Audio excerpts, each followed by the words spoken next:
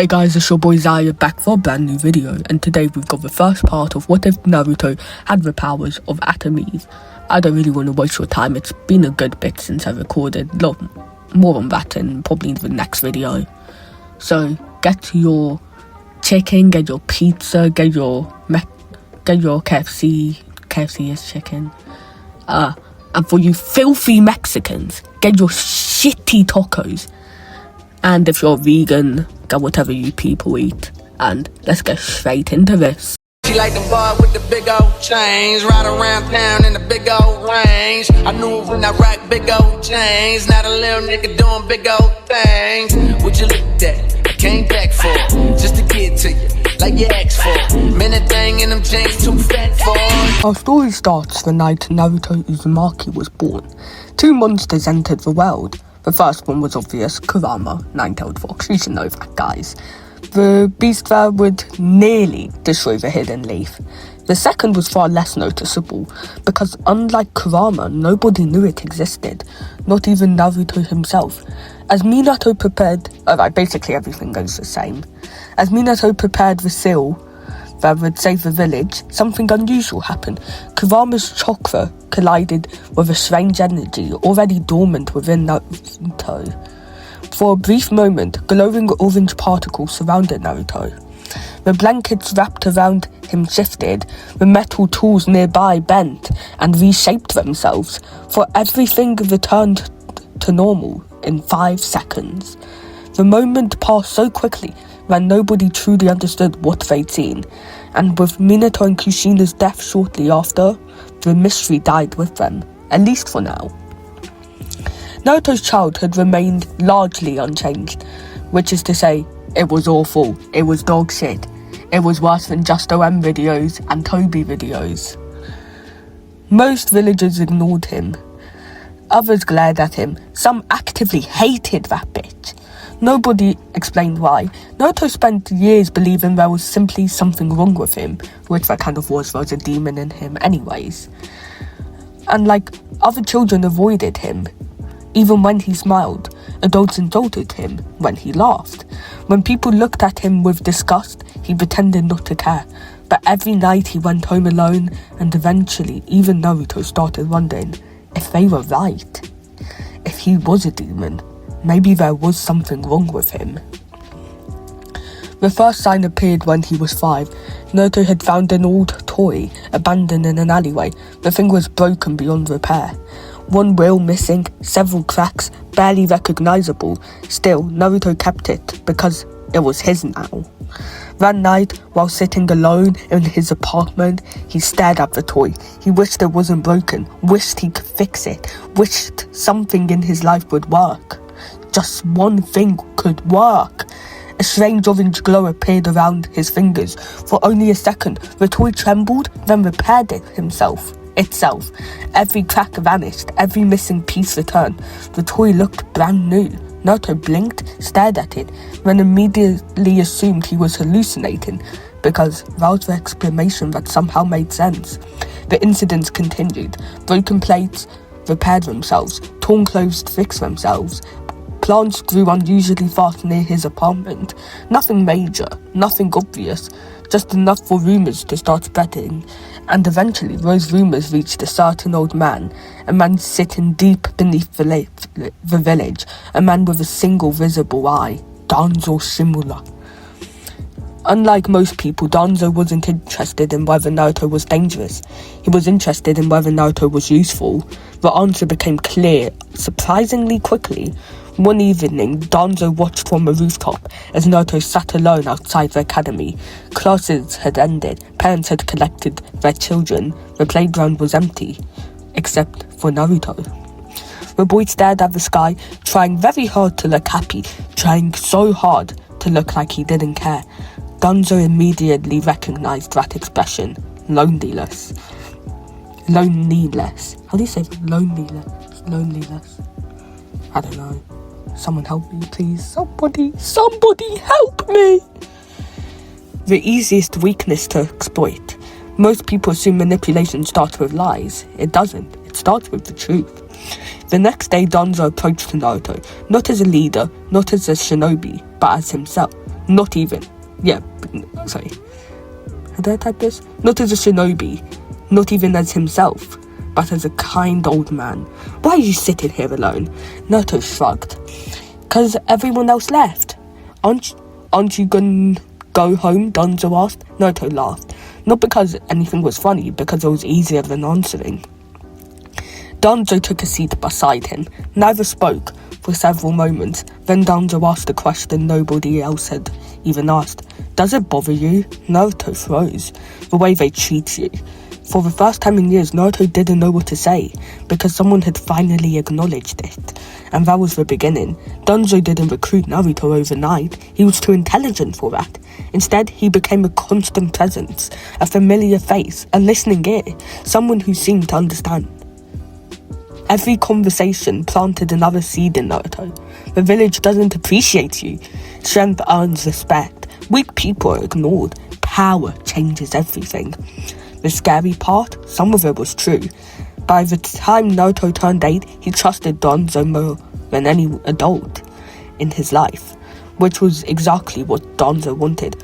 Root wasn't introduced as a military organization to Naruto. It was introduced as a secret police force, like spies, to get the kid excited. It wasn't introduced as a group of child soldiers.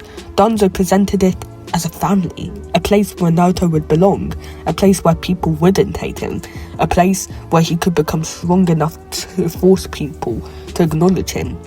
For child desperation, for connection, the decision wasn't difficult. And everything changed.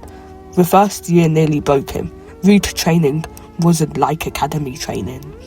Academy students learned how to throw kunai. Root recruits learned how to kill.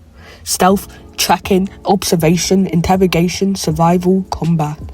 Every day pushed Naruto further than the last. Many recruits quit, others failed, a few disappeared entirely. Naruto survived. Not because he was stronger, not because he was smarter, because he was used to suffer. Loneliness had prepared him better than anyone realized, and while Naruto trained, Danzo studied him. More specifically, he studied Naruto's strange abilities. The results were fascinating. Naruto could repair damaged objects, reshape stone, manipulate metal, alter the structure of non-living things. At the age of 10, he accidentally turned an entire boulder into sand during training. The instructors were horrified. Danzo was impressed. Oh yeah, guys, did you notice when it wasn't me speaking? Yeah, there was a point where I wasn't the one speaking. Wonder if anyone caught it. Put a timestamp in the comments if you noticed when my brother was speaking. But there was one problem, a massive one. Whenever Naruto attempted to manipulate living things, something stopped him. The pain arrived instantly. Blinding, overwhelming, unbearable. No matter how much Naruto trained, the barrier remained. Danzo believed it was psychological. The root scientists believed it was genetic. The seal experts believed it was related to Kurama. Only one of them was correct. Deep inside the seal, Kurama watched, and every time Naruto approached the true limits of his power, the fox pushed back. Kurama didn't fully understand Naruto's abilities. He thought it was probably some form of Kekko motor. That's when you have the elemental style. Like, it's better than the Kekkei Genkai. Kekkei Genkai's 2. And Kurama already said that. But instinctively, Kurama feared them. Because a boy who could rewrite matter itself was dangerous, even to a tailed beast. Years passed. Naruto became stronger, smarter, more disciplined. The loud prankster remained, but now it was partially an act. It was a disguise. It was a mask to his mask of the root. Behind that smile was a boy trained by Root, a boy who instinctively noted exits, countered opponents, analysed threats. Most people never noticed. One person did though, Sasuke Uchiha. Even before Team 7 existed, Sasuke occasionally caught Naruto doing things that made no sense. Watching people's hands, checking blind spots, moving silently without a footstep. For brief moments, Naruto looked less like a student, and more like an assassin. Sasuke found it unsettling. Then came graduation, the event that would change everything. Danzo ordered Naruto to fail, remain underestimated, remain invisible, remain useful. Naruto obeyed at first, but then Mizuki attacked Iruka, and for the first time in years, Naruto stopped thinking like a root agent. He fought like a friend, and that single moment weakened Kurama's mental block, more than years of training ever had. As a giant shuriken flew towards Iruka, orange light exploded from Naruto's body. The weapon froze mid-air.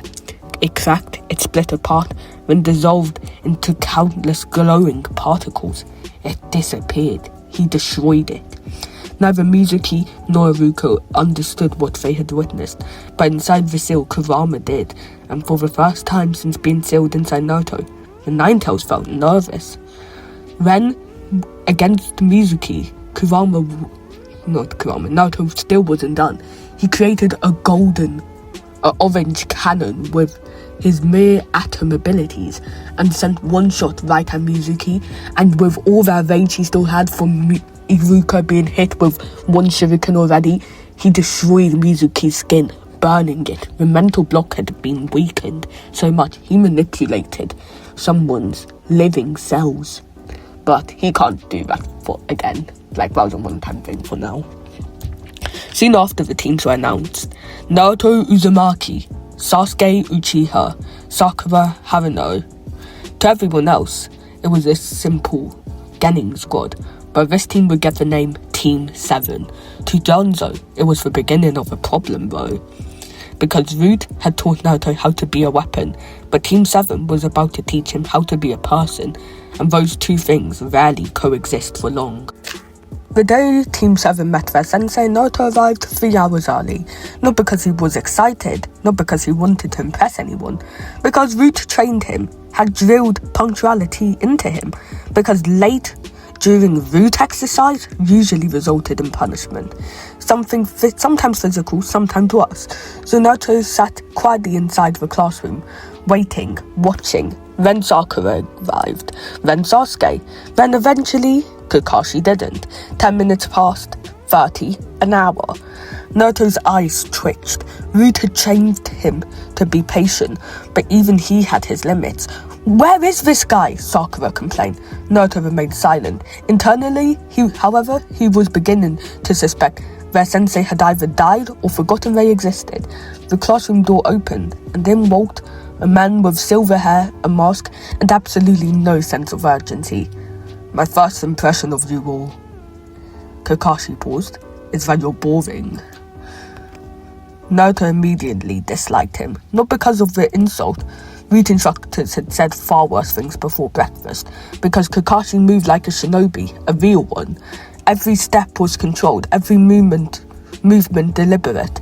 The laziness felt fake, like a disguise. Kakashi noticed Naruto studying. Interesting. Most academy students focused on his appearance. Naruto was watching his posture, his blind spots, his sense of balance. That wasn't normal. Kakashi filed the information away in his head. They went up to the rooftop and Kakashi asked for everyone's dreams. Sakura started. "My name's Sakura Haruno, and my dream is to marry someone who I love very much. And his name is Sasuke."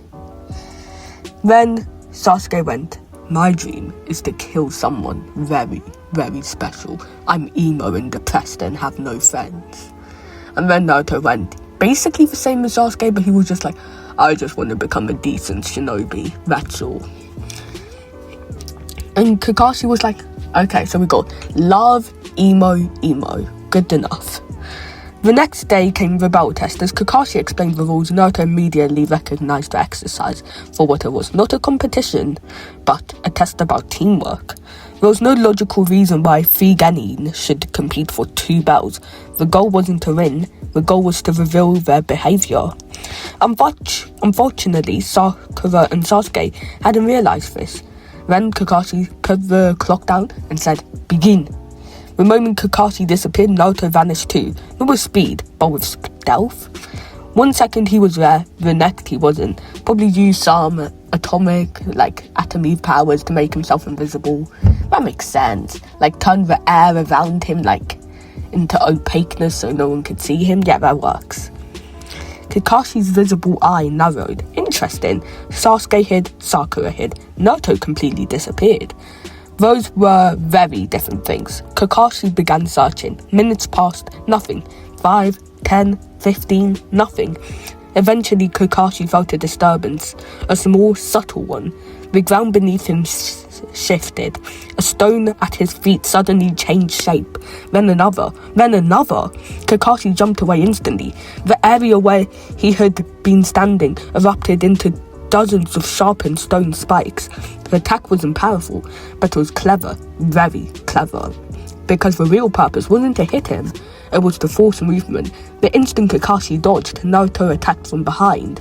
A kunai flashed towards his neck. Kakashi blocked effortlessly. But once Naruto's true objective wasn't the attack itself. But once again, I forgot a word. But once again, Naruto's true objective wasn't the attack itself. The kunai actually bent, its metal structure twisting unnaturally, transforming into restraints around Kakashi's arm. For a fraction of a second, Kakashi froze. A fraction of a second was enough though.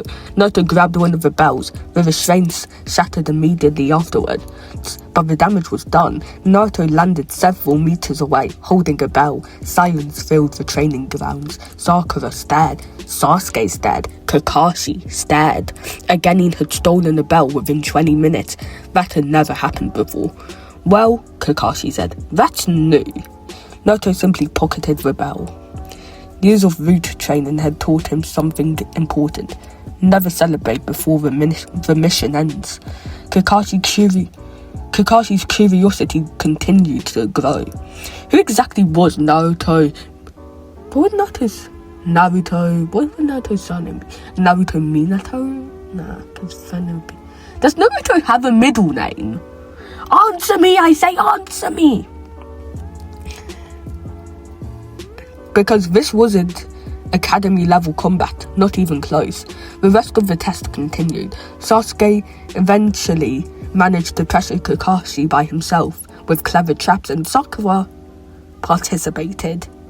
By lunch, Team 7 had failed, technically. Kakashi gathered them around the lunch posts, just like in canon, except this time he noticed something unusual. Naruto wasn't angry, he wasn't frustrated, he wasn't even surprised. He looked like someone waiting for the second half of an exam, because he already knew the entire exercise had been designed around teamwork. Naruto used similar evaluations, different methods, same principles. The problem was Naruto had spent years being taught to work alone, trust nobody, depend on nobody, need nobody. Now Kakashi was teaching the exact opposite lesson. For perhaps the first time in Naruto's life, two belief systems collided, Root's teachings and Team 7's teachings. One of them would eventually win. Kakashi tied Naruto to the post the same way in canon, and then he left, putting the rule up that they can't feed Naruto. The moment he disappeared, Sakura looked at Naruto. You knew, didn't you? Naruto blinked. Knew that the test? Knew what? Naruto responded. The test? Naruto hesitated, then nodded slightly. Sasuke noticed. You should have told us it was about teamwork. Naruto almost replied with rude conditioning. Mission information is earned. Weakness is punished. Success belongs to the prepared. Instead, something stopped him, because for the first time in years, someone was treating him like a teammate. Not a weapon, not a tool, a teammate. A feeling was strange. Uncomfortable, but not pleasant. Eventually, Sasuke handed Naruto food just like in canon, and Sakura followed. Naruto stared at the lunchbox, then stared at them. Root would punish this. Root would call this weakness. Root would say reliance creates vulnerability. Yet neither Sasuke or Sakura seemed weaker for helping him. If anything, they seemed stronger. Naruto accepted the food, and deep inside the still something shifted. Not Kurama, the mental block. For years, Kurama's suppression had remained absolute, but emotional connections weakened it. Friendship weakened it. Trust weakened it. Every bond Naruto formed created tiny cracks, tiny but growing. That afternoon, Kakashi returned. He saw the empty lunchboxes, saw Naruto eating, saw the guilty expressions, and smiled beneath his mask. You pass! Sakura celebrated. Naruto just tried to look cool, and Sasuke pretended not to care. Typical Team 7. But Kakashi's thoughts were elsewhere, because during the test he had confirmed several things. First, Naruto possessed abilities that should not exist. He doesn't know what they are, but they shouldn't exist. Second, Naruto fought like someone far older than 12. And third, someone had trained him extensively. The question was, who? Unfortunately for Kakashi, the answer was one of the last people he wanted to involve. Danzo. Shimura received a report beneath Konoha. Naruto had passed. Danzo wasn't surprised. What concerned him was how he did it. Naruto accepted help, a tiny action, meaningless to most people. To Danzo, it was dangerous, because root conditioning wasn't broken all at once. It was broken piece by piece, one friendship, one bond, one act of trust at a time, and Team 7 had just landed the first crack. Meanwhile, Naruto walked home after the test. For the first time in years, he wasn't walking home alone. Sasuke and Sakura were walking behind him. Sakura trying to flirt with Sasuke, but Sasuke was ignoring it. It wasn't exactly friendship yet, but it was something, and for reasons he couldn't explain, Naruto found himself smiling, a real smile, not the fake one he showed the village, a genuine one. Deep inside the sill, Kurama watched silently. The fox didn't understand humans, he never did, but even he could see the change happening. The boy was beginning to form bonds, beginning to care, beginning to become something more than Root ever intended. And if that continued, the mental block would eventually shatter. The Nine-Tails had spent years suppressing Naruto's true powers. Now, for the first time, Kurama wasn't sure if he could stop it forever. For the next few weeks, Team 7's lives were painfully boring. D-rank missions over and over and over again. Finding lost cats, walking dogs, helping farmers, pulling weeds. Naruto had spent years training under Root, learning infiltration, stealth, combat, survival, and now he was chasing a cat named Tora. Needless to say, he wasn't thrilled. There has to be something better than this, Naruto complained. Kakashi looked up from his book. Every genin says that. Because every genin's right, Naruto mumbled under his breath. Sakura rolled her eyes and Sasuke remained silent. Kakashi secretly agreed, mostly because Team 7 wasn't acting like normal genin anymore, especially Naruto. The longer Kakashi observed him, the stranger things became.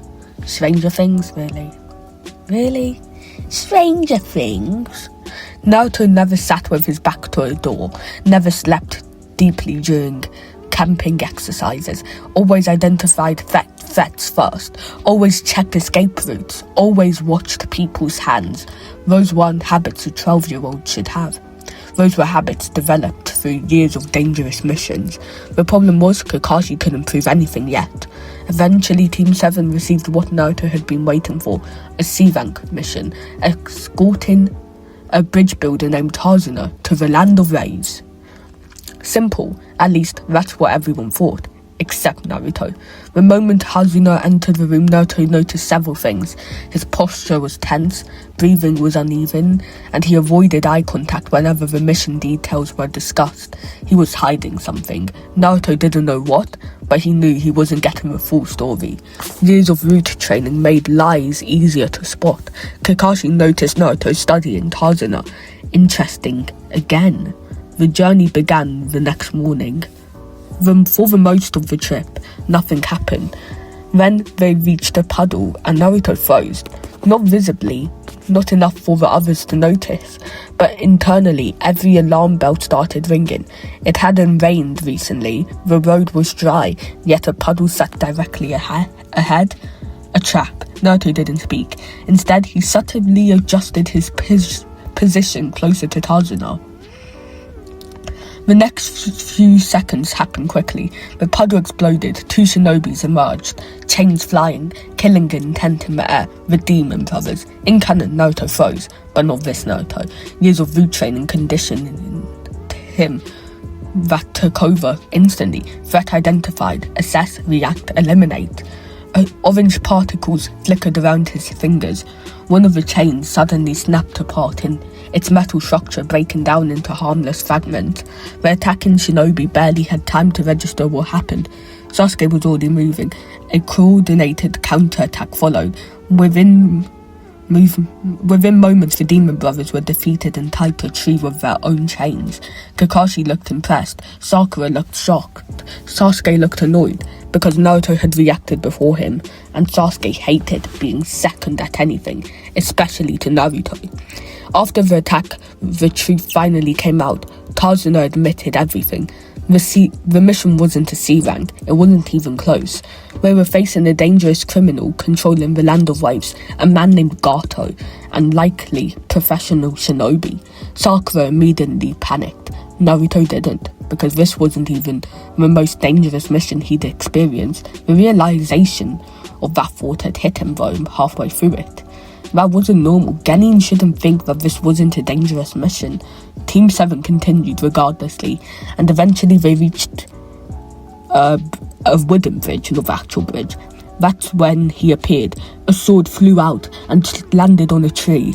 The demon of the mist, Zabuza Momochi. The atmosphere changed intensely, instantly. Even Naruto felt it. Killing intent, pure killing intent. This wasn't academy sparring. This wasn't like training. This was a man who had killed hundreds. For the first time since joining Team 7, Naruto felt the slightest bit of fear. Not fear for himself, but fear for everyone else. When the fight began, Kakashi and Zabuza clashed. The battlefield erupted. Water dragons roared. Massive waves crashed. The sheer scale of the battle left Team 7 stunned, except Naruto, who noticed something else. Kakashi was detecting them constantly. Every movement, every decision, every action. He wasn't fighting for himself, he was fighting for them. The realization felt strange. Root instructors protected objectives, not people. Yet Kakashi was risking everything for his students. Naruto couldn't understand it, and when Naruto tried to use his powers, his Kekemoto sword, we don't really know yet, to turn Zabuza's sword into cotton candy. But the thing is, that blade uses blood, and blood cannot be manipulated by Naruto's powers. Like it's made out of blood, yeah. When Zabuza trapped Kakashi in a vaulted prison jutsu, everything changed. For a moment, Team 7 froze. Then Naruto started thinking, analysing, calculating. The old root habits returning. They couldn't beat Zabuza directly, so they needed another solution. The result was similar to canon. Shadow Clone's transformation, distraction, but this Naruto had something extra, a little bit of spice. As the giant shuriken flew towards Zabuza, Naruto subtly manipulated its structure. The weapon split apart unexpectedly, changing direction mid-flight, and then it turned into a sharper version.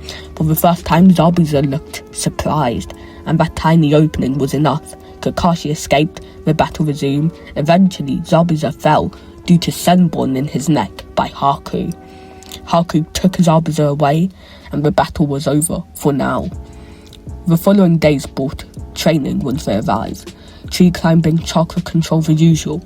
That happened in canon. Except Naruto could already do all of this, so he was mainly focused on improving his atomic control. And then, at Tazuna's house while eating, Inari snaps. He starts yelling, saying, "You can't be heroes," or whatever he said in canon. And Naruto then says, "We don't need to be heroes, we just need to complete our job." And that shocks everyone. Sasuke was not really happy about this, but it didn't really matter. And Sasuke was also pissed Naruto could also already tree climb, and that rivalry intensified, and for the first time Naruto found himself enjoying it, not because he hated Sasuke, because competition felt different from conflict. Root had taught him enemies, Team 7 was teaching him rivals. There was a difference. Eventually, the bridge battle would happen. Sasuke would be the one who was sleeping this time, and Naruto would rush into the ice cave. Well, not really rushing, but get trapped in.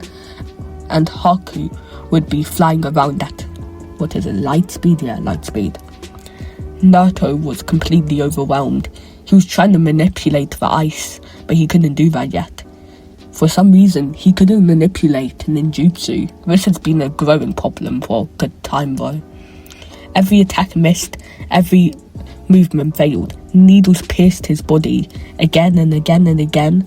For the first time in years, Naruto felt powerless. Then Sasuke jumped into the ice mirrors and started trying to protect him. Eventually, his Sharingan would awaken. He dodged and dodged and dodged, and then he stepped in front of a Senbon and saved Naruto.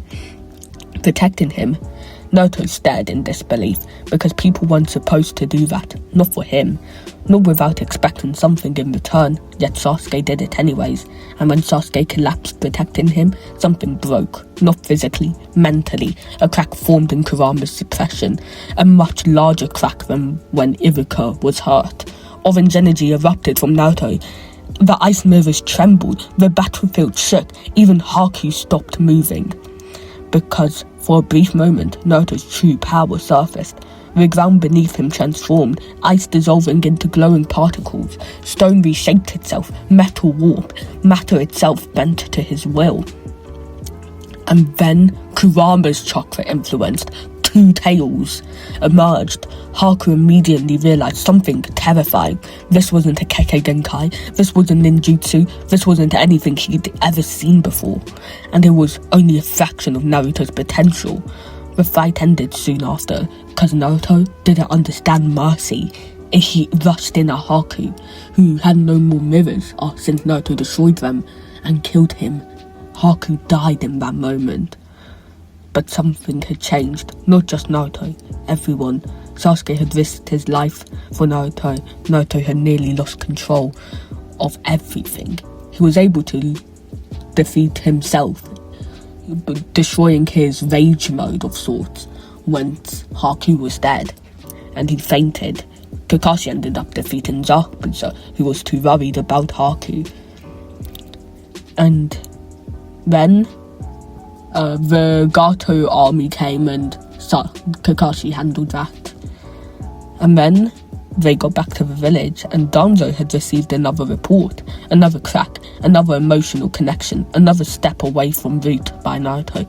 Danzo's expression darkened, because for years Naruto had been his weapon. Now, Naruto was becoming Kakashi's students, and eventually those two paths would collide, and Naruto would have to choose whether he wants to be a weapon of killing or a weapon of teamwork.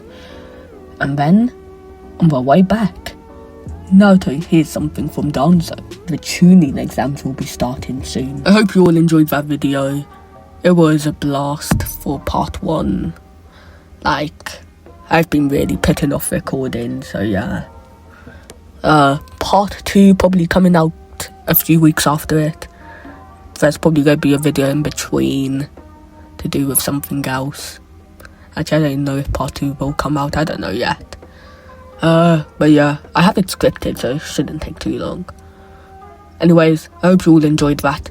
Like, sub, hit the noti bell, and praise the Lord.